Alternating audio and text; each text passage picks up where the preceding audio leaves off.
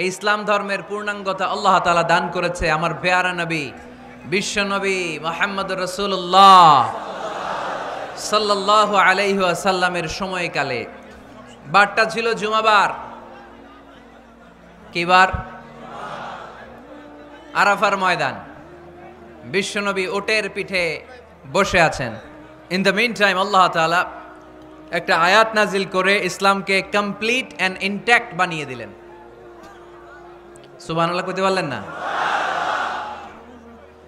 اليوم أكملت لكم دينكم وأتممت عليكم نعمتي ورضيت لكم الإسلام دينا।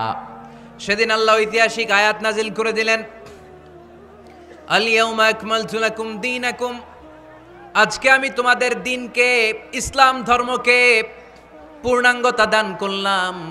ওয়া আতমামতু আলাইকুম নি'মাতি, আমার নিয়ামতকে পরিপূর্ণ করে দিলাম।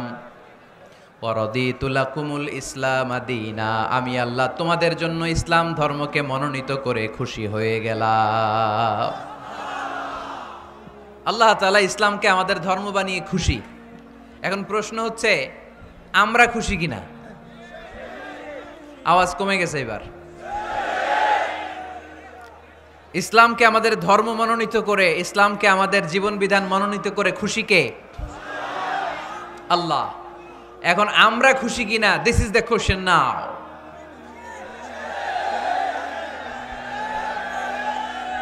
খুশি? কম না বেশি? আসলে আমরা বেশি খুশি এবং প্রতিদিনই এই ঘোষণা দেই, প্রতিদিনই এই ঘোষণা দেই যে আমরা ইসলাম পেয়ে খুশি, কিন্তু অর্থ জানি না, তাই বুঝি না। আমরা প্রতিদিন নামাজের পরে পড়ি রাদিতু বিল্লাহি রাব্বা, রব হিসেবে আল্লাহরে পেয়ে আমরা খুশি। ওয়াবিল ইসলামি দীনা, ইসলামকে ধর্ম হিসেবে পেয়ে খুশি। ঠিক কি না? এই দোয়াটা সালাম ফিরানোর পরে আমরা পড়ি না?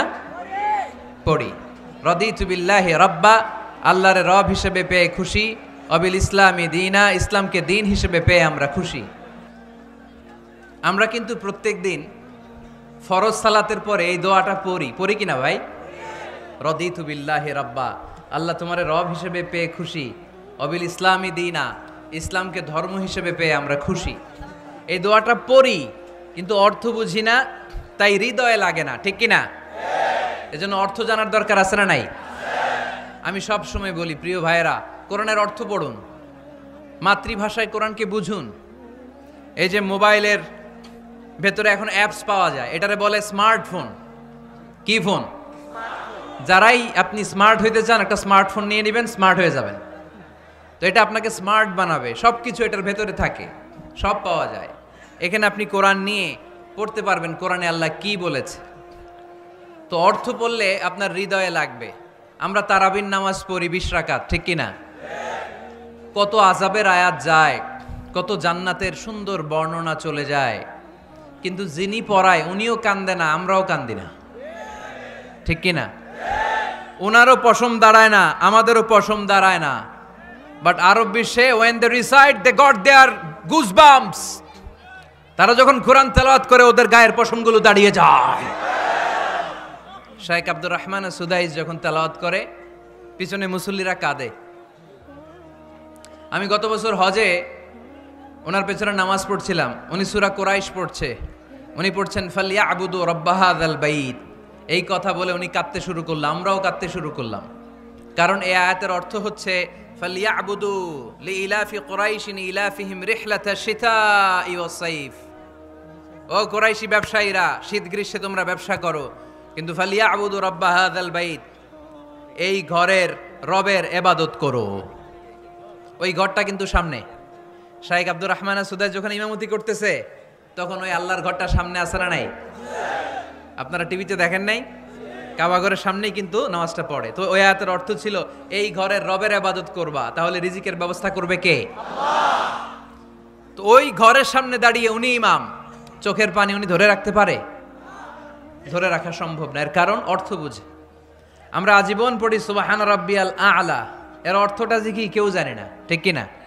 তো চোখ দিয়ে পানি নামবে কেমনে? চাইনিজ ভাষা আমাদের কাছে যেরকম, কোরআনের তেলাওয়াত আমাদের কাছে অনেকটা এরকমই।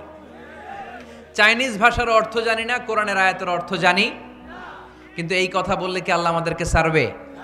No excuse will be granted that day. সেদিন আল্লাহ কোনো এক্সকিউজ গ্রহণ করবে না। অনেক হিন্দু মুসলমান হয়, এরপরে তারা কোরআন বোঝে, আল্লাহ বলবে হিন্দু হয়ে পারলো, তুই পারলি না কেন? জোরে বলেন ঠিক কিনা? এজন্য অর্থ বোঝার চেষ্টা করতে হবে। তাহলে আলোচনার যেই জায়গায় আমরা এসেছিলাম আর কথা বলছিলাম, আল্লাহ বলেছেন ইসলামকে তোমাদের ধর্ম মনোনীত করে আমি আল্লাহ খুশি। আমরাও বলে দিলাম আল্লাহ তুমি যদি ইসলাম দিয়ে খুশি, আমরাও ইসলাম পেয়ে খুশি। জোরে কোন ঠিক কিনা? আমরা সব জায়গায় ইসলাম মানতে চাই, যতক্ষণ দেহে প্রাণ আছে ততক্ষণ পর্যন্ত ইসলামকে মানতে চাই, সব জায়গায় মানতে চাই, ইসলামকে আমাদের জীবনের আদর্শ বানাতে চাই, ঠিক কিনা? সাইয়েদনা ওমর ফারুক বলতেন নাহনু কওমুন আ'আজ্জানাল্লাহু বিল ইসলাম, আমরা তো এমন জাতি যেই জাতিকে আল্লাহ তাআলা ইসলাম দিয়ে সম্মানিত করেছে। ফাইন ইবতাগাইনাল ইজ্জাতা বিগাইরিহি আযাল্লানাল্লাহ, ইসলাম রেখে দিয়ে কেউ যদি অন্য কোথাও সম্মান তালাশ করে তাকে অপদস্থ করে ছাড়বে কে? আল্লাহ। এজন্য আমাদের সম্মান কোথায়? আমরা মুসলমান, এটা বলতে কি আপনাদের লজ্জা লাগে? পৃথিবীর যেই কোনো দেশে যাই, হিন্দুদের রাজ্যে যাই, বৌদ্ধদের রাজ্যে যাই, যেই কোনো ইমিগ্রেশনে দাঁড়াই না কেন, চিৎকার করে বলবো আমি মুসলমান। জোরে কোন ঠিক কিনা? We are proud of Islam. ইসলাম আমার অহংকার, ইসলাম আমার গর্ব, ইসলাম আমার আল্লাহর দেয়া ধর্ম। এজন্য ইসলামের বিজয়কে কেউ ঠেকিয়ে রাখতে পারবে? আমি প্রায় উদাহরণ দিয়ে, উপমা দিয়ে বলি, ইসলাম হচ্ছে চারা বীজের মতো। চারা বীজ মাটিতে ঢুকিয়ে দিলে এটা উপরের দিকে ওঠে। তো ইসলামকে যারা মাটিতে গেড়ে ফেলতে চায় তারা জানে না ইসলামের উপমাটা অনেকটা চারা বীজের মতো। ইসলামকে মাটিতে গেড়ে দিলে এটা কি হবে? জোরে বলেন, আরো জোরে বলেন। উপরের দিকে গর্জে উঠবে। এই যে উপমা দিছি, এটা নিয়েও আবার অনেকে ভুল ধরে, আছে না নাই? আল্লাহ নিজেই কোরআনে উপমা দিয়েছেন, মাসালুল্লাযীনা ইউনফিকুনা আমওয়ালাহুম ফি সাবিলিল্লাহি কামাসালি হাব্বা, যারা আল্লাহর রাস্তায় দান করে এই দানের উপমা হচ্ছে একটা চারা বীজের মতো। সুবহানাল্লাহ পড়েন। এই চারা বীজ থেকে 60টা শীষ বের হয়, প্রতিটা শীষে জন্ম নেয় শত শস্য দানা। আল্লাহ যারে চায় ইচ্ছা মতো রিজিক দিয়ে তার জীবনকে পূর্ণাঙ্গ করে দেয়। সুবহানাল্লাহ পড়েন।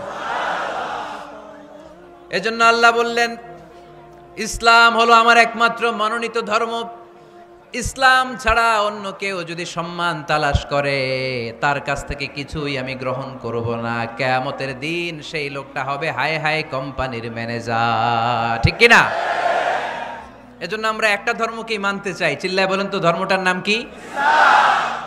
ইসলাম ছাড়া অন্য কিছু মানি না, ইসলাম ছাড়া অন্য কিছু মানি না, মানব না।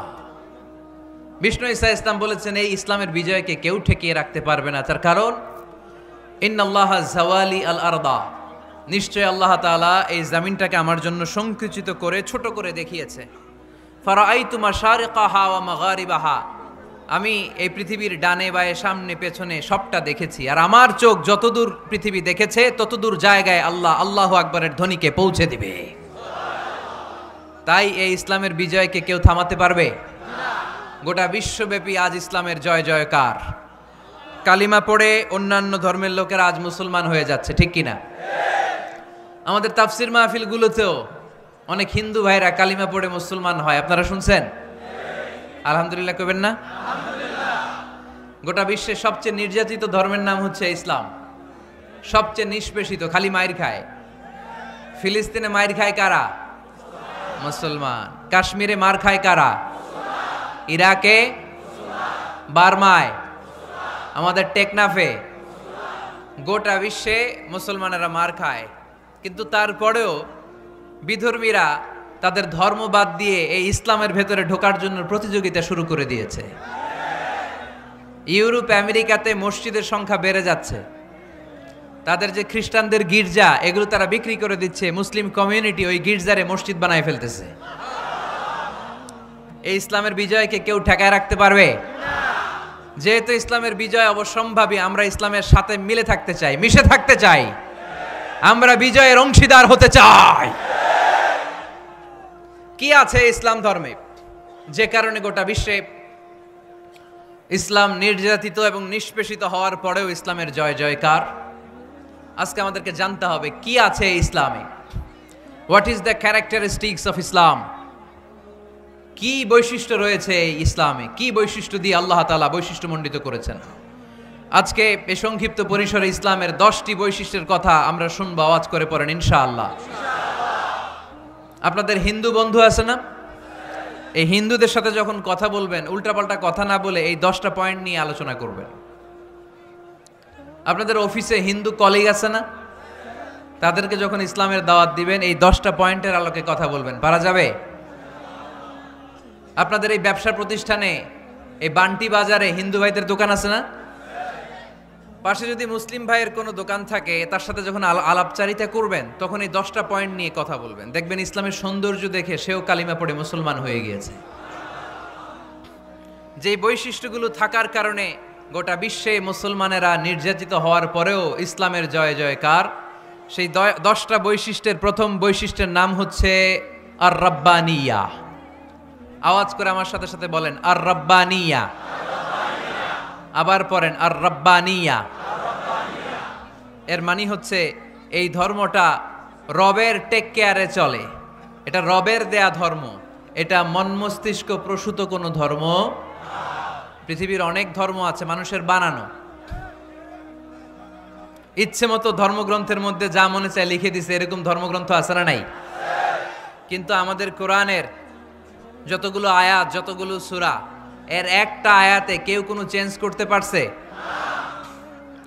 কোরআনের একটা শব্দে কেউ কোনো পরিবর্তন ঘটাতে পেরেছে? একটা নুকতার মধ্যে চেঞ্জ করতে পারছে? এক আয়াতে আল্লাহ কোরআনে বলেছেন ফা আবাউ আইয়ুদাইফুহুমা, মানে দুইজন নবী এসেছিল ইহুদিদের কাছে, ইহুদিরা তাদেরকে মেহমানদারি করায় নাই। এটা একটা বদনাম না? ওমরে ফারুক যখন রাদিয়াল্লাহু তাআলা আনহু মদিনার খলিফা, ইহুদিদের একটা দল ওমরে ফারুকের সাথে সাক্ষাৎ করে এসে বলে, ওমরে ফারুক, তোমাদের কোরআনে আমাদের ইহুদিদের ব্যাপারে একটা বদনাম আছে। কি বদনাম? এই আয়াতে তোমাদের আল্লাহ বলেছে ফা আবাউ আইয়ুদাইফুহুমা, মানে দুইজন পয়গম্বর এসেছিল আমাদের কাছে কিন্তু আমরা এগরে খাওয়াই নাই, এরা ক্ষুধার্ত ছিল। কিয়ামত পর্যন্ত তোমরা এই আয়াত তেলাওয়াত করবার, মানুষ আমাদেরকে গালি দিবে। তো গালাগালির দরকার নাই, চলো একটা মিউচুয়ালে যাই। কি যাই? Mutual understanding. বেশি কিছু করা লাগবে না। এই ফা আবাউ আইয়ুদাইফুহুমার আবাউয়ের যে বায়ের নোক্তাটা, এইটা সরাই দিয়ে তুমি উপরে 2টা নোক্তা দিয়ে বারে তা বানায় দিবা, তাহলে অর্থ হবে ফা আতাও আইয়ুদাইফুহুমা, মানে 2 নবী আসছে আর ইহুদিরা তা করে খাওয়াইছে। ওমরে ফারুক বলে কি লাগবে? কয় এক নোক্তা চেঞ্জ করা লাগবে। কয় একটু দাঁড়া।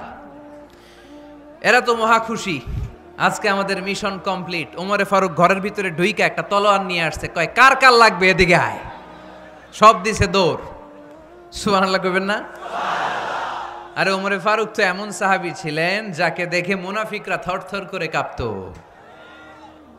ওমরে ফারুক তো এমন সাহাবী ছিলেন যাকে দেখে শয়তানও কাঁপতো। বিশ্বনবী বলতেন, ওমর মা সালাকা শাইতানু সালিকান ফাজ্জান ইল্লা সালাকা ফাজ্জান গায়রা ফাজ্জিক। ওমর, ইবলিস শয়তান যদি তোমারে কোনো রাস্তা দিয়ে আসতে দেখে, ইবলিস ওই রাস্তা থুইয়া অন্য রাস্তা দিয়ে চলে। আমাদের দেশে আমাদের ছেলেমেয়েরা যখন খেতে চায় না, আমরা বলি আম্মু তাড়াতাড়ি খাও, ভাল্লুক আসবে, বাঘ আসবে, বিড়াল আসবে, বলি না? আপনাদের বান্টিতে কি বলেন? আপনার ছোট্ট মেয়েটা রাতের খাবার খেতে চায় না, খাবার নিয়ে পিছে পিছে দৌড়াইতেছেন, মা খাও, কি আসবে বলেন? বিলাই। আর কি বলেন? আচ্ছা, শিয়াল আসবে, কুকুর আসবে, বিড়াল আসবে। মদিনাতেও মদিনার মায়েরা বাচ্চাদেরকে রাতে খাওয়াতে পারতো না, তখন বাচ্চাদেরকে বলতো মা তাড়াতাড়ি খাও, হা হুয়া ইয়াতি ওমর, ওই যে ওমর আসতেছে। ওমরে ফারুকের নাম শুনলে ভয়ে চুপটি মেরে বাচ্চাগুলো খেতে শুরু করতে পড়েন। সুবহানাল্লাহ। এজন্য বিশ্বনবী বলেছেন লা নাবিয়্যা বা'দি ওয়ালা রাসূলা, আমার পরে কোনো নবীও নাই, রাসূলও নাই, তবে লাউ কানা বা'দি নাবিয়্যুন লাকানা ওমর, আমার পরে যদি নবী হওয়ার কোয়ালিটি কারো থাকে, আমার ওমরের সেই কোয়ালিটি আছে। ওমরে ফারুকের কাছে আসছিল একটা নোক্তা চেঞ্জ করার জন্য, বারে তা বানাইতে পারছে? এইভাবে অনেকভাবে ইহুদিরা ষড়যন্ত্র করেছে, একটা অক্ষর, একটা নোক্তা চেঞ্জ করতে পেরেছে? এই ভারতবর্ষ থেকে কোরআন কিভাবে দূর করবে অনেক প্ল্যান করেছে ইংল্যান্ড থেকে। পরে তারা ভাবলো ভারতের যত কোরআন আছে আগুন দিয়ে জ্বালায় দিব, তাইলে কোরআন দূর হয়ে যাবে। পরে তাদের আরেক কমিটি রিপোর্ট করলো, না, আমরা এসে অডিট করে দেখলাম এরা শুধু কাগজেই কোরআন লিখে রাখে না, এদের হেফজখানাগুলোতে বাচ্চারা মাথা ঢুলতে ঢুলতে কোরআন পরে পরে সিনার ভিতরে ঢুকায়া রাখে। যদি আগুন লেগে ধ্বংস হয়ে যায়, ধ্বংস হয়ে যায়, যদি আগুন লেগে যায় পুড়ে